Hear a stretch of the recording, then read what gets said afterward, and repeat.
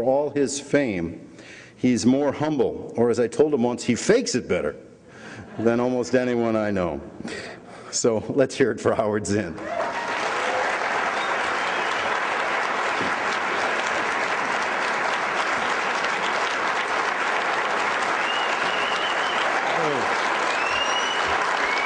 Thank you. Thank you. Yes. Thank you. As Matt said, I am a very humble person. I'll try to be humble for the rest of my talk, but it's not easy, given my enormous ego. But Matt's told accurately about my coming to the Progressive. And I must say this, that I've never had an editor like Matt Rothschild, really. You may wonder, well, what does that mean? I've never had an editor who's a bird watcher. Really. That's very important. But more than that, he really is a great editor. He reads everything carefully.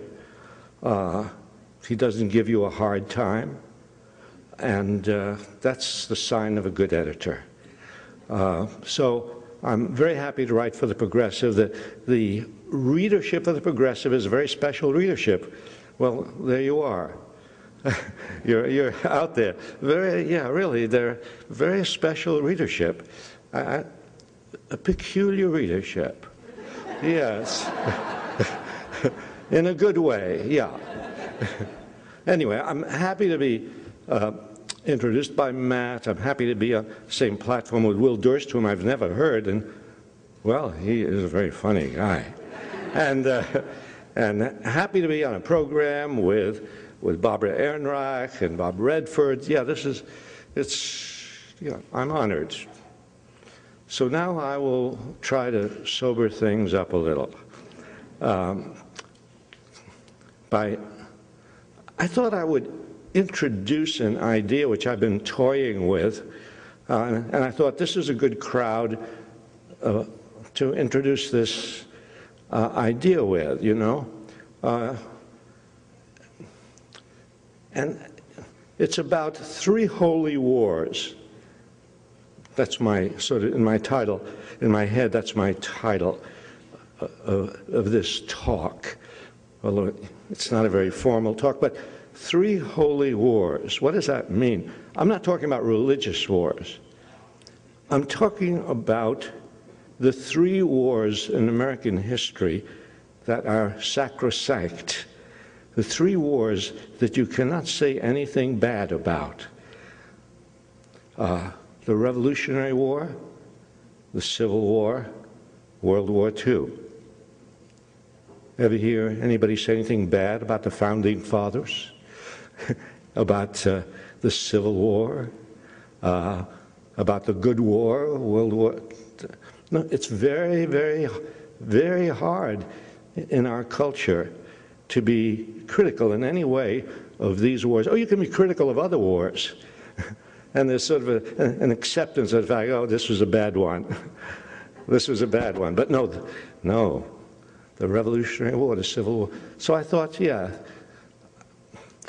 thought it was very important to look very critically and carefully at these 3 idealized wars. I guess the word idealized gives me away. 3 romanticized wars. Important to be willing to at least raise the question. It's not that I'm going to immediately denounce these 3 wars. Well, maybe.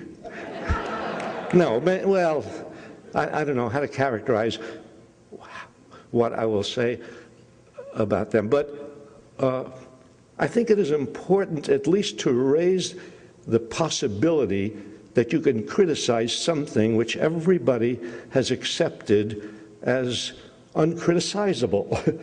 I mean, that's what we're supposed to be thinking people. We're supposed to be able to question anything. I just heard Barbara Ehrenreich question God. and I didn't hear an answer.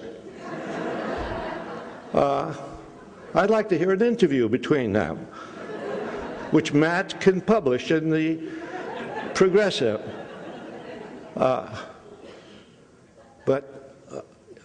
Yeah, if we're thinking human beings, we have to be willing to question everything, including these wars, which nobody wants to say anything bad about. And so that's what I'm going to just start to do, because it's a very big topic, and I only have a little bit of time, and I've been warned about time. They have a guy here who warns you, and he's a very tough-looking guy. And he warns you about time. So I only have a bit of time, just enough to introduce a few ideas, just to think about, okay? One of those ideas is actually something, Matt mentioned Erwin Noel. And I don't know how many of you knew him or read The Progressive when Erwin Noel was editor of The Progressive. But yeah, I met Erwin Noel. And one of the first things that happened when I met Erwin Noel is that we both found that we both had exactly the same idea about a certain thing. That is, we were both making the distinction between a just cause and a just war. That is, there are things that happen in the world that are bad and that you want to do something about. And so you have a just cause there. But our culture is so war-prone that we immediately rush and make this logical jump from, oh, this is a good cause, therefore it deserves a war. No. You have to be very, very careful in making that jump from, oh, this is a good cause, to, oh, therefore we have to make war to do something about it. No. Well, it was actually, you might say it was a good cause to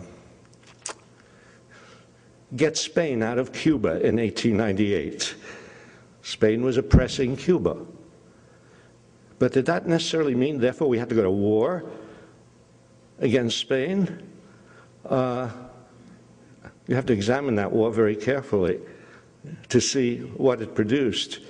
You know, you have to see, you have to then understand that we got Spain out of oppressing Cuba and got ourselves in to oppress Cuba. So you got to be very careful. You might say that stopping North Korea from invading South Korea there's a just cause there. They shouldn't do that. It's not good. It's not right. Does that mean, therefore, we should go to war to stop it? Especially if that war, and you know the Korean War is one of the least known wars. It's sort of a war that's been lost in history. 2 to 3 million Koreans died in that war. The cause, a just cause. North Korea should not invade South Korea. So we go, what's the answer? War. What's the result? 2 to 3 million Koreans dead. And is there any particular change in the alignment of South Korea and North Korea? No, it starts off with a dictatorship in South Korea and a dictatorship in North Korea. And it ends up, after 2 million dead, with a dictatorship in South Korea and a dictatorship in North Korea. I have to be very careful about rushing from one thing to another, from just cause to just war.